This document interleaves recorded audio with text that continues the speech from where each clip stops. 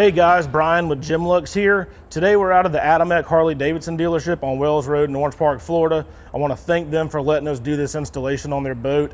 I want to thank Smokercraft for allowing us to partner with them and help with some of the design and engineering in this new product that we're super excited to show you guys. What we're going to show you today is our pontoon shade.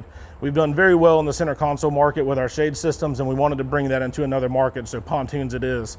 We're super excited to show you this. Today we're going to show you how it installs, all the tools you need, how to set it up, how to deploy it, and how to tear it down.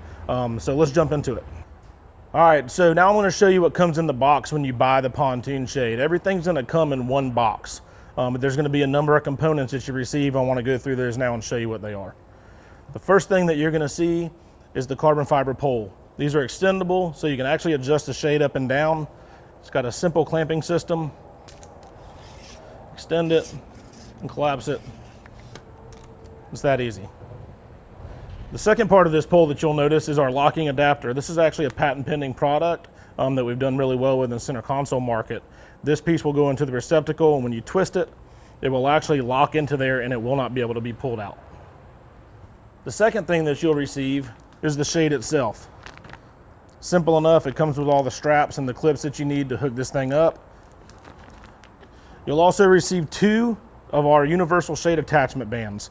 These are nice because you can attach them anywhere on the boat that's got a tubular structure. So what we'll show you later is moving this around to make the shade fitment the best for your boat. And last, you will receive 2 of the deck receptacles. These will be installed into the deck. We'll go over that in just a few minutes. And they'll also come with a backing plate, which actually has nylon lock nuts press fitted into it to make for a super easy installation. And now we will jump into the tools you need to do all this. The first thing you're going to need is a power drill with a 2 1/16 inch hole saw. This hole saw is the right size to drill the holes we need, but it is not available in most big box stores. So you can find a link below. We'll link this for you. We really recommend using this size, and I'll show you why in just a little bit.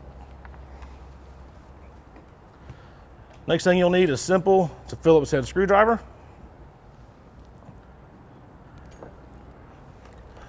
The complete drill kit, we're only going to use 2 or 3 of these sizes, but this is going to help you with locating the screw holes when we go to set that up.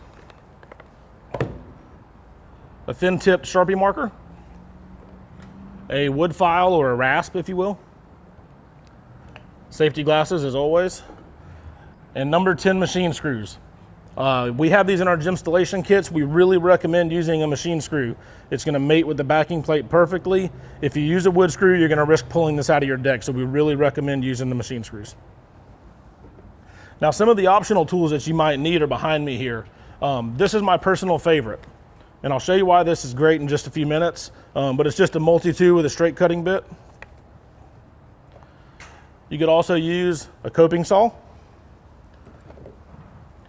simple jab saw, a jigsaw, rotozip, Dremel, anything with a side cutting bit that'll help you clean up the hole once you drill the 2 hole saws, which we'll show you in just a minute. All right, so now we're going to show you how to install this deck receptacle. This is probably the most important and time-consuming part of this installation. We're going to show you some of the challenges that you might run into on your boat, even that we ran into on this boat. It's a Starcraft MX-25. We actually had to mount these a little further forward than we like to, but I think it'll work just fine. And I'm going to bring in Ash from engineering to talk about some of those obstacles and ways to overcome them, certain things to look for and whatnot. The deck receptacle comes in 2 parts. You've got the top side receptacle that the pole will go in, and then you have this backing plate. They're the same dimensions, so you can use the backing plate as a template to help position it. You're going to want to put the installation as far aft and as far outboard as possible to give you the most shade. However, there's going to be some limitations on the boat. Even though you might have open deck topside, underneath you're going to have some aluminum cladding, maybe some cross members and structure of the boat or the cleat that'll prevent you from being able to get the backing plate where you need it to be. On the MX-25, we've got a little corner here around the fence. It makes a nice spot out of the way to put it. Not to mention, there's no aluminum cladding underneath this, so that's nice clear for the install. I do recommend that before you do the method that we're about to show you on your boat, that you get a spare piece of plywood. Do the method that, as we show you, drill out a couple of holes. That way, if you goof it up, it's not a big deal. You don't want to mess it up on your boat. You want to get it right the first time. As always, measure twice, cut once. It really applies here. It's really not that hard, especially with the right tools, and I think you'll find it's pretty easy. When you're trying to find a place to place the receptacle, use the backing plate, as we said before, but be aware that underneath the pontoon boat, Often there's aluminum cladding. You can always remove this by drilling out these rivets and then re-riveting it later. But ideally, you'll be able to find a spot that's totally clear of any sort of protective cladding or these beams that run fore and aft and side to side. Up here on the MX-25, this is a good spot on the deck. It's clear topside and down below, so we won't have to do any removal of rivets or aluminum. This is the most important step. Once you've determined where your receptacle is going to go, use the backing plate as a drill template. We're actually going to trace it and then drill. A note on this, you'll see it's got some little angles on here. It's extremely important that you mount it with this angle parallel so that the receptacle will face outward. If you don't have the poles outward, the shade won't be under tension and the system won't work. So don't mount it like this, don't mount it like this. It needs to be this way. So once it's installed, this is how it'll look, like that. Again, on the MX-25, we found that a great spot was right up here just in front of the fence. So again, I'm gonna get this edge parallel with the aluminum edge here, back it up. As long as the backing plate fits on the top side, the deck receptacle will as well, because they are, again, the same dimensions. So again, I got it backed up. One last check on the underside to make sure it's clear. Use your Sharpie and trace the inside of this little oval racetrack shape. Now that you've got your little oval there, next step is to drill the 2 hole saws. Now note on the hole saw, this oval is a little bit bigger than 2 inches. If you use a 2 1/8 inch hole saw, it's a bit of a loose fit for this. It'll drop right in, but you want it to be tight as possible so that the deck receptacle is supported by the plywood deck of the boat. We found that a 2 1/16 inch hole saw is the best for being able to drill it in and then have to do a little bit of touch up with this. That way it'll drop in easily. For the most part, you just want to make sure that your hole saw is centered up within your trace line. And you want to use very little pressure so that you don't accidentally crack the plywood on underneath. Yeah.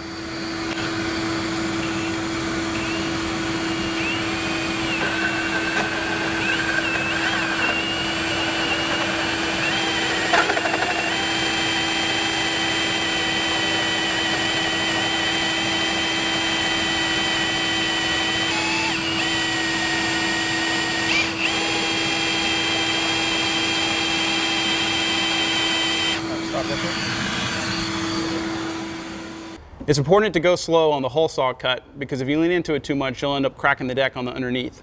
Once your pilot bit breaks through the underside of the deck, we recommend that you pull the hole saw out and come from underneath to score the underside so that it'll break away cleanly instead of splintering.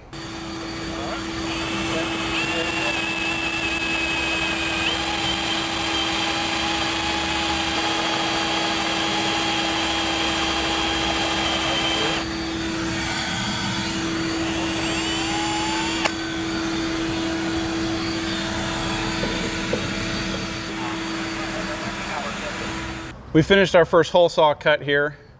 Inspecting our hole, it looks like I got it a little bit outboard of the middle of my trace, but it's not a big deal. After we cut the other hole and we clean up the inside part, we'll just touch it up. It'll drop in, it's not a problem. The next step is we're gonna use a hole saw again. We're gonna cut out the other outer perimeter here, and you're gonna be left with a little bridge in between. This is where you'll need to use some sort of saw or reciprocating tool in order to clean up the little bridge in the middle, and then you'll have to do some touch up on the edge just to get it to drop in nicely. Again, you don't want it to fall into place. You want it to be like tap in place pretty tight.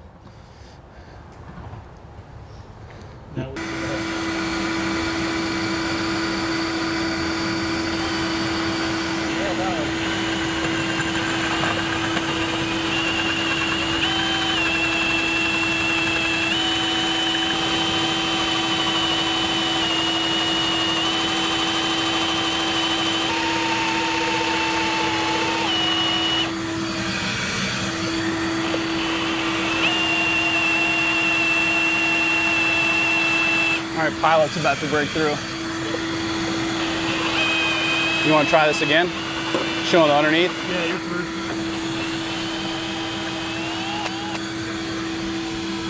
Scoring the underside of the deck will give you a cleaner cut.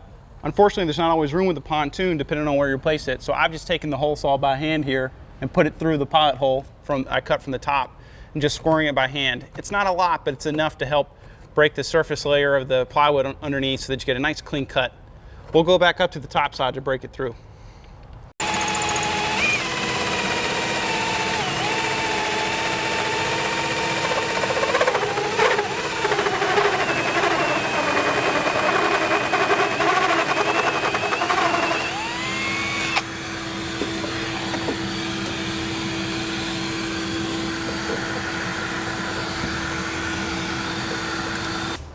Nice clean cut.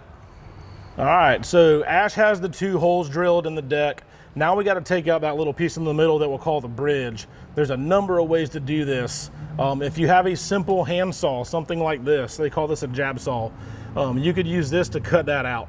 This will work. There's faster ways to do it if you have the tools. This will work though. What won't work in this application is a jigsaw, because we're so close to the deck rail that when you got close to the hole, this is gonna ride up and you're not gonna get a nice flat cut. So that one is out for this job. All right, so another tool that you could use is a roto zip or a Dremel or a side cutting tool, something like that, but it's just a little big. If it's all you got, you can put a wood bit on here and you could get what you need done. But I have a better solution for what we're doing here today. Another option is a coping saw. The problem with the coping saw is you're in a tight spot and getting this down in that hole might be a little hard. It's doable, but not the best solution in this case. So the tool that we're gonna use is just an oscillating multi-tool with a straight cut bit on it. And the reason I like this is because you can get this lined up and you can go right down where you wanna cut and it's gonna leave you a nice clean hole to install the receiver.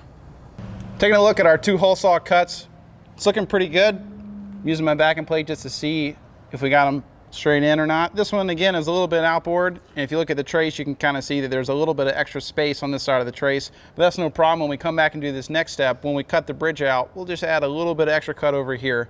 Again, this is with a 2 1/16 inch hole saw. If we'd used a 2 1/8, the holes would be much bigger, and after we cut the bridge out, the piece would just drop in, which again works, but it's just not quite as tidy as having a real tap in fit, which is what we'll have after using the 2 1/16. You could even probably use a 2-inch hole saw, but you'd have to do a lot of finishing to get it to fit in. Now we're gonna cut that bridge out that Ash was talking about. Again, you wanna go real slow, make sure you're lined up perfectly, let the bit do the job. Don't push down real hard or you're gonna blow out splinters underneath the deck. So what I'm gonna do is get this lined up right where it needs to be.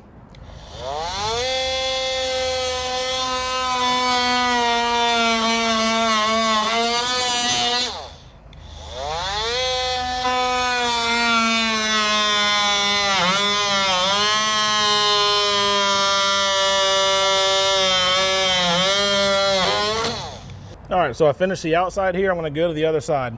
Now this is the side where Ash said we need to take a little bit extra off, so I'll go ahead and plan for that and get going right now.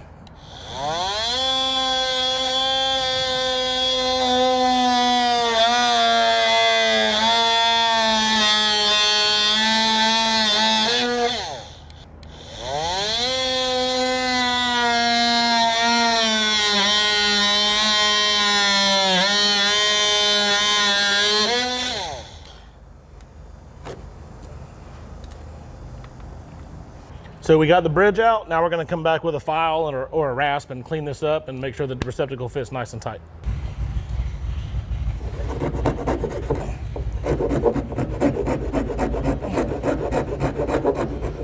All right, so we've started cleaning up the hole. I wanna show you how tight of a fit we're looking for.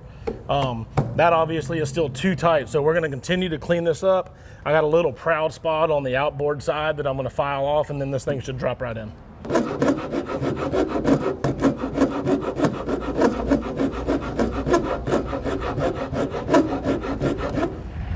All right, so we've cleaned this up now. Like I said, I filed off just a little bit on the inside. You want to do a little bit of filing, test fit. File it, test fit. You don't want to make that hole too big where this thing can wiggle. The deck really supports this bathtub shape right here. So as you can see, we got it just right, and it pops right in. What we're gonna do now is show you how to drill the 6 holes that hold this thing in place. Next step is we're gonna drill the holes for the screws that are gonna pass through the deck and then into this backing plate, which has nylon lock nuts integrated into it. Resist the urge to just use self-tappers into the wood and call it a day. Long term, it's not strong enough and it won't be held well. We really, really strongly recommend that you use this backing plate and some number 10 machine screws. There's a couple ways you can do this. One is you can try to just mark the holes with Sharpie, pull it out, and then drill it. But what I actually recommend you do is drill a small pilot hole using the deck receptacle as a template. In this case, a 5/32 is a pretty good size. You just want to make sure that you go really slow and don't crash the drill into the deck receptacle. Again, high speed, but very little pressure. I'm actually going to be pulling up on the drill some so that it doesn't crash in.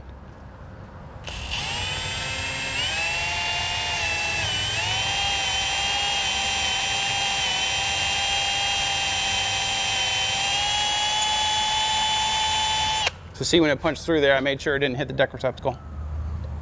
Just repeat that 5 more times.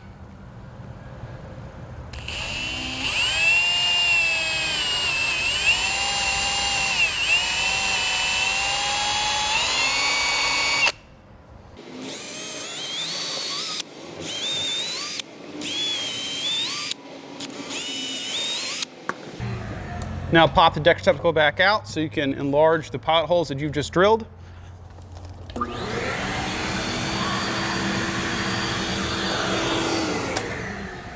The screw holes being really tight is not as critical as the oval shape.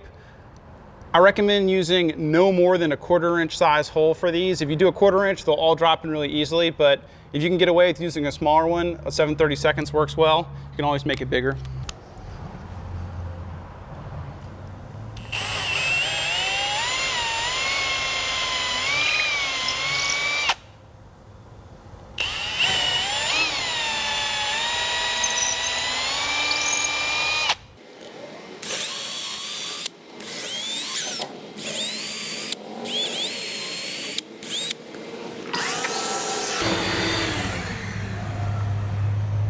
Do a little drop fit test with your screws. See, these pass through nicely.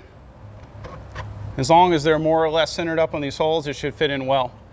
Now that we've enlarged these pilot holes to be large enough to fit the screws and test fit them, we're going to put the deck receptacle back in and install the backing plate. It's very important to make sure you don't put it in the wrong way like this. It'll fit, but you won't be able to install your poles because it's facing the wrong direction. So make sure that you've got this part facing outboard. Again, make sure that the screws drop in. If you have a screw that won't just easily drop all the way through like this and you feel like you have to drive it in with the screwdriver, don't. Pull the deck receptacle back out and enlarge that hole a little bit because you don't want to end up bending a screw or otherwise damaging anything. So these all dropped in perfectly, so we did a great job on all our cuts there. Next, you're going to install the backing plate. Again, this has got nylon lock nuts that are pressed into the plate.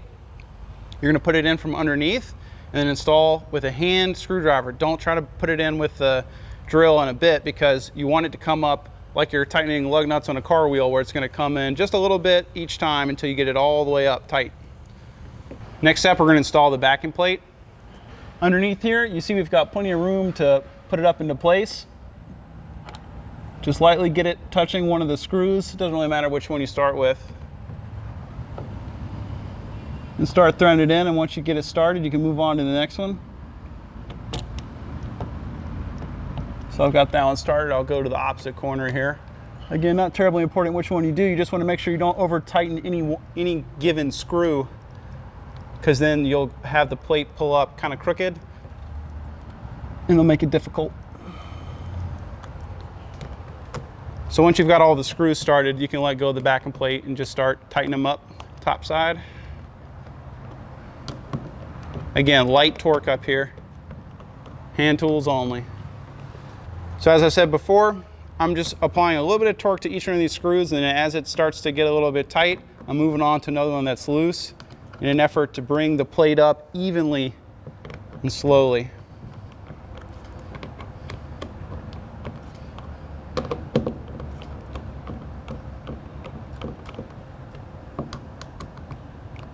Periodically check the underside, make sure everything's good.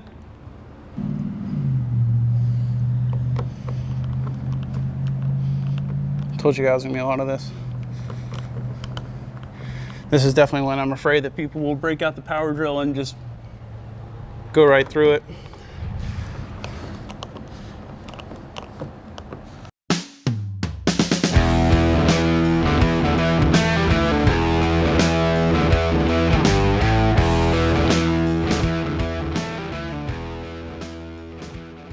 All right, so we showed you the installation. We showed you a little setup back at the shop. Now I want to show you on the water now how we install the shade, how we set it up, and we'll go step by step so you can kind of follow along. The first thing you want to do is take this receptacle here and stick it into the deck receiver. There's a gimbal pin here on the bottom that you want to make sure lines up perfectly into that thing and goes all the way down. This rubber expanding ring needs to be inside the receiver when you tighten it down. That's what keeps it from blowing out and pulling out. So as you'll see, these go in at a pretty extreme angle, but that rubber ring is all the way down inside there. So if you saw there, that thing settled down into the gimbal, and you want to make sure that happens so you get full engagement. Once it's down in there, you just twist the pole until it's tight, and that'll keep this thing from pulling out if you get a big wind gust or something like that. So now that the poles are in the receiver, they're secured down, they're nice and tight, grab a hold of the shade, and you'll find this slit on one end of the shade. This slit is going to go over the bimini top or the radar arch. So what you want to do is take this slit and run it forward. So what we're going to do is switch hands here and grab the pole side.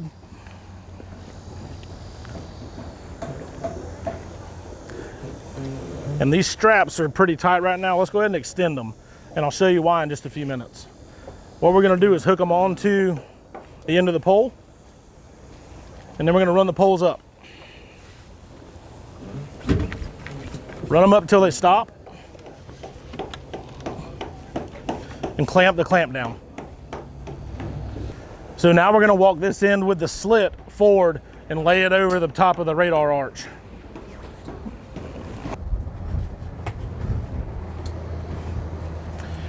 It takes a little work to get it up over the bimini top, or on this boat I think they call it a brow. But what we'll do is we'll bring it up here and attach it to the universal shade attachment. What's nice about the universal shade attachment is you can move it around the boat almost anywhere that's got a structure to attach it to. So on the bimini boat, you can attach it to the rear legs of the bimini, around the side, whatever works best. We built this shade to work on as many boats as possible, and by using this universal shade attachment, we've done a pretty good job of covering all our bases. All right, so what you see here, we got the shade all set up and it's doing a good job. I'm actually in the shade now, which is great because it's the middle of August and it's hot. But I want to bring this shade back a little bit. And what you noticed is up front, I left the straps as long as they'll go. So I have some room to adjust this shade back a little bit. And I'm going to do that by bringing this pole back down where I can reach it. And I'm going to take this tag into the strap and pull it almost as tight as I can get it. Every boat's going to be a little different. You may not be able to get it that tight, but get it as tight as you can. It's also going to keep the shade from sagging. So then we straighten it back up, and you can see immediately the shade moved back, it got tighter. So now Hunter and I are both in the shade. So what I'm doing now is actually just cleaning up the tag into that strap. I like to have the full adjustability during setup, so I don't like trimming these, but I also don't like them hanging down and flapping in the wind. So I just tie them in a nice little bow knot there, and that's about as clean as you can get it. Again, I don't want to cut these because I like being able to adjust it a little bit per the boat.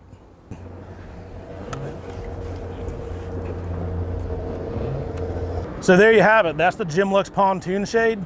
As we said, every boat's going to be a little different, but that's why we added a lot of flexibility into the strap length, the pole length, the adjustability of the poles, and all that stuff. So I wanted to tell you a couple other features about it that'll help you justify it.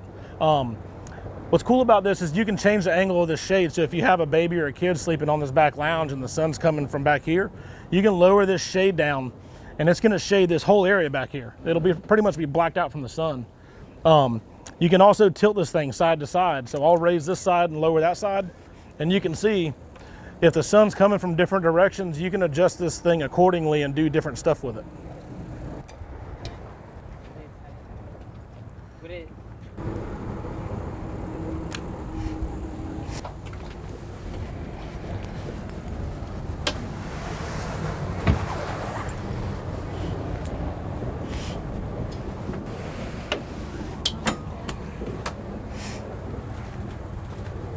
Now all you got to do is roll your shade up, put it in the front box, take your poles out of the receivers and store them somewhere. They'll fit in about a 6-foot box if you got it on the boat.